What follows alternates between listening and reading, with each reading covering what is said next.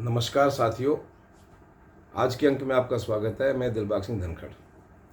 आज हम चर्चा करेंगे हिंडनबर्ग द्वारा लगाए गए सेबी चीफ पर कुछ आरोप, उनके बारे में हम चर्चा करेंगे। जैसे कि आपको पता है कि हिंडनबर्ग एक यूएस बेस्ड कंपनी है और उसका कोई खास विशेष कार्य नहीं है। 2017 में ये कंपनी बनी थी, कोई ज़्यादा बड़ी कंपनी नहीं है, इसमें कोई ज़्यादा एम्प्लॉय भी नहीं है, यानी कि इसका कुछ भी नहीं है। फिर भी इस कंपनी को इतना महत्व, इसका इतना एक चर्चा हो जाती है कि इसके बारे में पूरे जो है वर्ल्ड में चर्चा होने लगती है। हालांकि इस बार इसकी काफ़ी किरकिरी हुई है।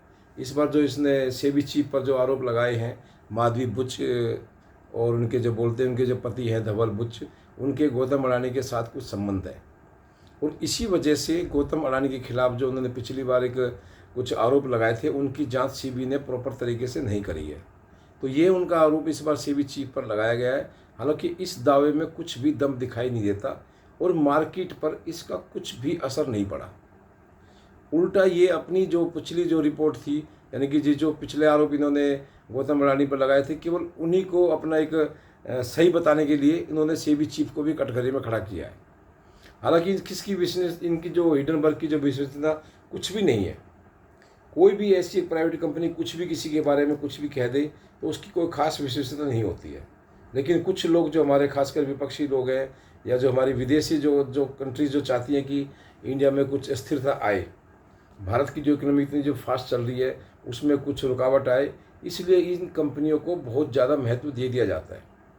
लेकिन इस बार जो पिछली बार काफ़ी मार्केट में उतार चढ़ाव हो गया था, अडानी के जो काफ़ी शेयर में काफ़ी गिरावट भी आई थी, काफ़ी लोगों को उसका नुकसान भी हुआ था।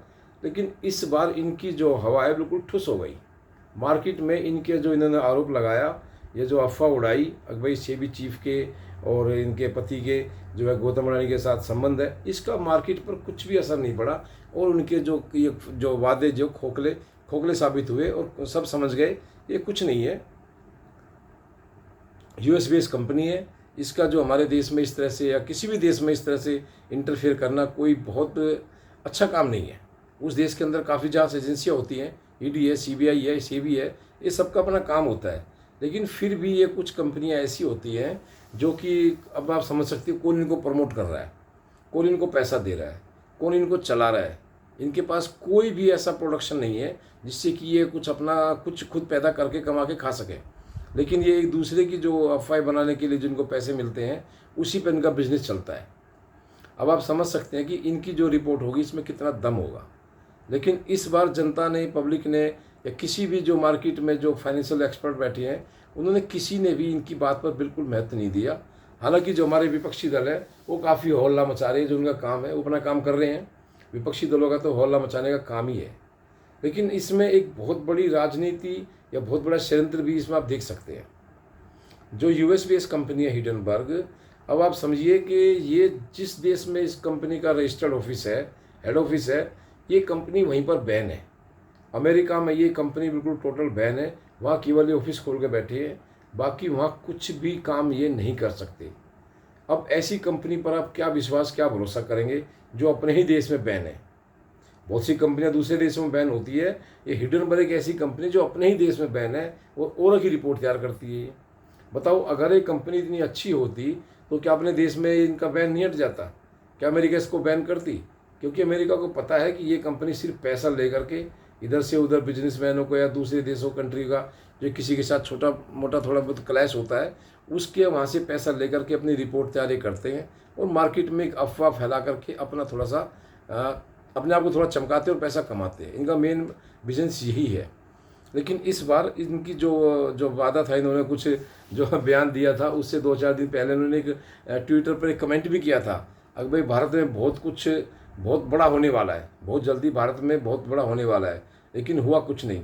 या लेकिन इन्होंने ढोल तो बहुत ज़्यादा पीटा था हिंडनबर्ग ने सेबी चीफ के बारे में, लेकिन इस बार इनका कुछ भी मामला निकल कर नहीं आया।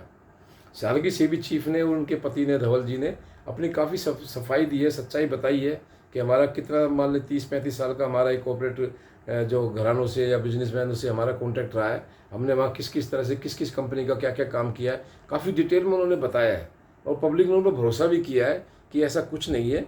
ये सब जो हिंडनबर्ग जैसी जो कंपनियाँ होती है, ये जो दूसरे देशों के हाथों की कठपुतलियाँ होती हैं या एंटी बिजनेसमैन की भी कठपुतलियाँ ये हो सकती है, इसमें कोई बड़ी बात नहीं है।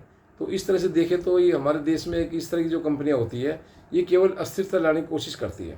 अच्छा, इसका एक खुलासा और भी किया है, एक खुलासा और भी हुआ है कि ये जब भी हिंडनबर्ग जो कोई भी ऐसी रिपोर्ट या कोई दावा या कोई बयान देते हैं तो ये जो हमारा एक संसदीय सत्र शुरू होने वाला होता है उससे कुछ समय पहले ही करते हैं, ताकि विपक्ष को हो हल्ला करने का पूरा मौका मिले और वो एक भूमिका बना करके आगे का जो हमारा सत्र है उसको खराब करने की कोशिश करें। यानी कि संसद में भी काम ना हो इसकी भी पूरी कोशिश करते हैं। अदरवाइज़ ये इनकी रिपोर्ट कभी भी आ सकती है, लेकिन ये इतनी भूमिका इतनी ये एक तरीके से इसको लागू करते हैं, बताते हैं, पब्लिक के बीच में लाते हैं कि पब्लिक इसको बहुत बड़ा मानने लगे। लेकिन इस बार इनके साथ जो है पब्लिक ने बड़ा अच्छा एक इनका परिणाम दिया है कि आपकी रिपोर्ट में कुछ भी दम नहीं है, आप अपने बैठिए आराम से और इससे कोई भी फर्क नहीं पड़ेगा। इस तरह से आप देखेंगे तो जो हमारे देश की जो इकोनॉमी जो सबसे फास्टेस्ट इकोनॉमी इस टाइम वर्ल्ड की है उसको रोकने के लिए या उसका जो ट्रैक रिकॉर्ड ख़राब करने के लिए अब आप समझ सकते हैं कितनी संस्थाएं कितने देश इसके पीछे लगे हुए हैं। किसी भी तरह से भारत की इकोनॉमी को थोड़ा रोका जाए या इसमें कुछ रुकावट डाली जाए। लेकिन अभी एक्सपर्ट्स की बड़े बयान आ रहे हैं और उन्होंने बिल्कुल क्लियर बोल दिया है कि ऐसे लोगों से या ऐसी रिपोर्ट से हमारे देश की जो इकोनॉमी पर कुछ भी फर्क नहीं पड़ेगा। हमारा जो देश की जो अर्थव्यवस्था है बहुत ही ठोस, बहुत ही सॉलिड है, उसमें किसी तरह का भी कोई भी इन छोटी मोटी अफवाहों से कोई हलचल पैदा होने वाली नहीं है। तो इस तरह से हमारी इकोनॉमी जो बहुत मजबूती से आगे चल रही है, बिल्कुल आगे चलती रहेगी। इसमें मुझे लगता है किसी भी तरह का कोई भी जो इस तरह की जो कंपनियां होती हैं झूठी अफवाह फैलाने वाली, इनका ये कुछ नहीं कर पाएंगे। हालांकि थोड़ा सा गौतम अडानी के शेयर पर थोड़ा सा फर्क मुझे लग रहा है आज पड़ा है, लेकिन वो 1-2 दिन में बहुत जल्दी कवर कर जाएंगे, क्योंकि ये सिर्फ अफवाहों का बाजार गर्म करके पैसा कमाने वाली कंपनी है और इससे ज़्यादा कुछ भी नहीं है। तो आप देखेंगे कि इस तरह की जो हमारी देश में जो इस तरह की कंपनियाँ हैं ये काफ़ी स्थिरता लाने की कोशिश करती हैं। लेकिन अब जो हमारी सरकार और हमारी पब्लिक भी और इंस्टीट्यूशंस भी काफ़ी अब अलर्ट है, वो इन चीज़ों पर बिल्कुल सख्ती से निपटते हैं और जो अपने आगे की कार्रवाई भी बड़ी अच्छी तरह से करते हैं और पब्लिक के बीच में भी पूरी बात रखते हैं, जिससे कि जनता को भी एक ही चीज़ का पता चले। अब एक बात निकल के और आई है कि जब पिछली बार इन्होंने गौतम अडानी पर जो आरोप लगाए थे उसके बारे में भारत सरकार ने इनको एक नोटिस इशू किया था। उस नोटिस का आज तक इन्होंने कोई जवाब नहीं दिया। अब अपने पर जब इनके ऊपर कोई बात आती है तो उसका तो कोई जवाब ही देते नहीं है और औरों पर ये आरोप लगाते हैं। तो मुझे तो लगता है जो इनकी जो फर्म है, जिनका जो फर्म का काम हिडनबर्ग ना होकर के हिट एंड रन होना चाहिए।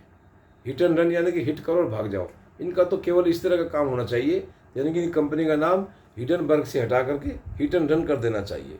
तो इस तरह से आप देखेंगे कि इनकी जो कंपनी टोटल फेल है, कुछ नहीं है, इसकी विश्वसनीयता खत्म हो चुकी है और हमारे देश में इसको कोई भी अब पूछने वाला नहीं है। तो आज के अंक में इतना ही। आप इस वीडियो को लाइक करें, शेयर करें, सब्सक्राइब करें। आपका बहुत बहुत धन्यवाद।